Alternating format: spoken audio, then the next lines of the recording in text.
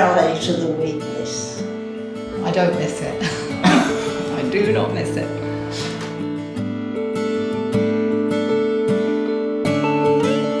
I've never done anything like this before, but I lost my hubby 7 years ago. I had macula, and my son said, "Mum, why don't you ring site support, see what they can do for you?" And it's got a long story short. Linda, who's here, she used to go to the gym at Warner's. And I went there and she said, "Jim, why don't you come to the art class?" And I came, and I just settled in. I've never done anything like it before, and I'd say I'm pretty useless on anything other than my collage. But yeah, I mean, Gail is wonderful. You know, she gets the best out of you. She always praises, even if it's rubbish, she praises you, you know. So you go away thinking, yeah, I've done something there, you know.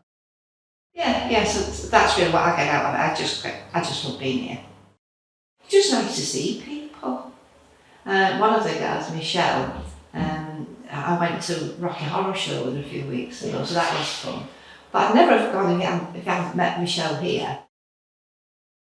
For me, it's watching these people grow who obviously I didn't know before these workshops. And it's watching them almost flower into people who have just become aware of the world of art in their lives.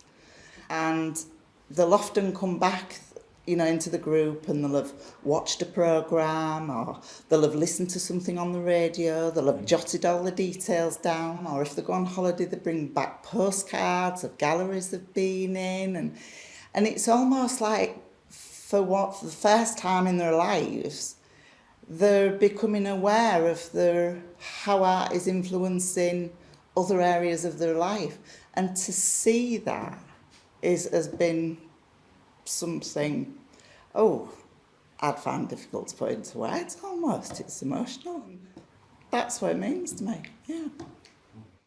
The two groups as well, initially they were quite separate, but we've had a few days where we've taken them, both groups, on an art, maybe a gallery visit or a workshop elsewhere. And they've crossed them boundaries now. And they've got really nice friendships. They've made connections in different ways. And not so long back, a group of about 6 or 8 of them arranged all to meet in Hull, and they'd never done this before. They'd arranged themselves outside of site support, and then they got on a bus that took them to the university, to an exhibition down Cottingham Road. And then they had lunch, and then they had a wonderful day. And them connections and friendships now, it's just immensely rewarding. And yet it's site support that pulls them all back. And then each week they have roars of laughter. They're now using art language.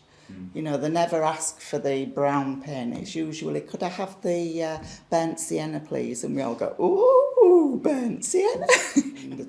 They're getting really experimental as well. And then they'll often walk around the session. One of them will walk up and just pop and see other people's work. And then they'll have a little critique of other people's work. And it's a real community. And I try and focus that in the lesson, in the workshops. You know, especially when we get some volunteers.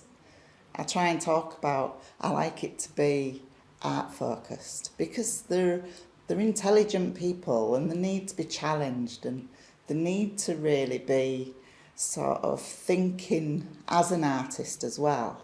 And this is what I try and promote, because I tend to think that way. Then when volunteers can come in, I say, "Can you talk about their work, please? And maybe the colours or the textures or, you know, whatever the subject is." To bring that focus into art. And now it's just naturally there now. I don't have to work on that anymore. It's just naturally there. I have learned that people have incredible challenges in their everyday lives. I don't know how some of these people get out of bed in the morning. When I am with my little troubles, coming in here, and I hear about the physical challenges just to do ordinary things with limited or hardly any sight at all. So difficult. So it's a real. I don't quite know how to talk about it, and it's very special to be with these people with their challenges and have a little experience of what life's like for them. I've worked mostly with a lady called Linda. She had limited sight from birth and she has almost no sight now. She has been a physiotherapist for 40 years. She still teaches Tai Chi, and she is. So we've done a lot of printing. It's called gel printing, which is new to me. And she always has a vision. She knows which colours she wants to use. She figures out how to make like a positive print and then do the reverse, so she gets these lovely kind of twin prints. So it's a real privilege to know her. I'm very touched to be with her. She's very special. I don't consider myself as being artistic. Before I came here, I never had done any form of art. I think it's been a challenge. A lot of it has been a challenge. So it's, I feel that I'm moving forward. And again, it's a very sociable group, which I enjoy attending. So previously, I've enjoyed working with wire because I made a tree. Well, it started off with little miniatures, and then I got it made up into, I think it's wrought iron. Linda once said to me, I'm now using a part of my brain I have never ever used.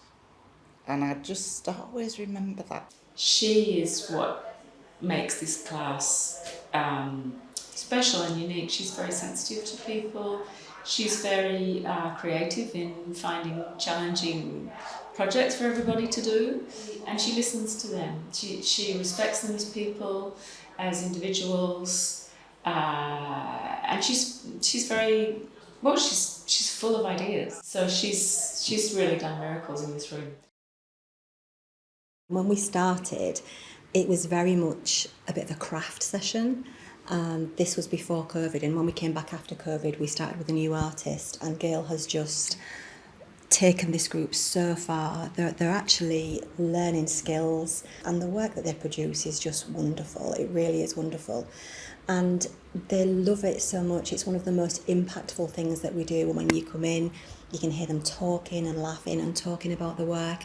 Other times you come in and they're all so quiet and intent on what they're doing, but they are a really tight-knit group. We don't have anybody that could run this group. We don't have anybody with Gail's skill and expertise, and I think that we could throw craft equipment on the table and say crack on and get on with it, and they possibly would enjoy it, but I don't think it would have the level of commitment that this group does, because they're learning something every week. And Gail was quite clear from the off that she wanted to take them on a journey. She wanted to take them out of their comfort zone. She wanted them to have the best equipment, the best material. She didn't want them to be working with inferior products. And I think that's helped their confidence. That has helped them believe in themselves as artists. We talk about Doris quite a lot. Doris is one of our longest standing members of the art group. And when I look at the artwork that Doris was producing in the very beginning to what she's producing now, it's just incredible. It's really incredible. And for somebody in the 90s with sight loss, she's so passionate about it. She absolutely loves it. Trouble, that's why I'm in trouble. Yeah, I don't enjoy it, really. I didn't know anyone when I came. I couldn't even draw. But I got a bag of tone full of paintings. I just get out. I like to get out.